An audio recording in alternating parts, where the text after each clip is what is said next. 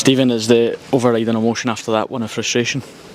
Real disappointment. We made it very clear of the fast start that Dundee have made in previous games, and we go 1-0 down within seconds, so that's a real blow. But the boys responded. I can't argue with that. They responded.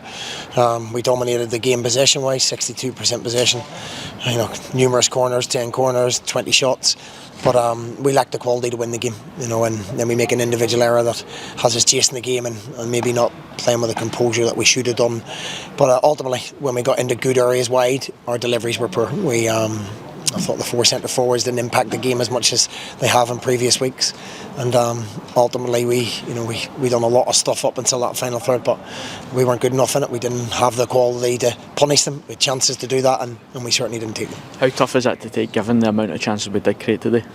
Yeah, usually I'd say we're creating a lot of chances, so we keep doing that. You're going to miss chances at this level, but as a game we needed points, so ultimately the only statistic that matters is we lost 2-0. They 2 shots, I believe, in target and scored both of them.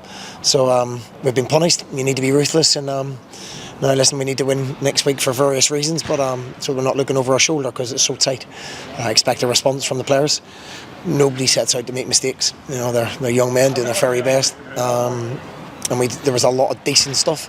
What the final third, we lacked quality. We lacked the final decision, the final touch, the final little bit of quality when we deliver balls from wide areas into the box and then kept forcing the ball then.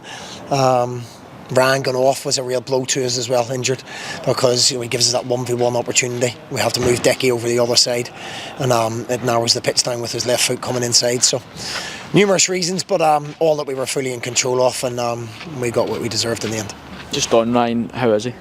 I don't know yet. It'll have to be something we assess. He was struggling towards the latter stages of the first half, and he obviously had to come off in a crucial period for us.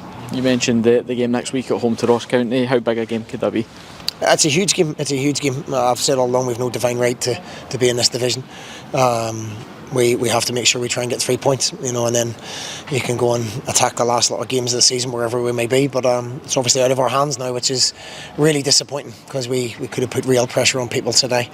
But it's been the story of the season. We've not followed up a really, really good result all season. That inconsistency through no lack of trying or energy or desire.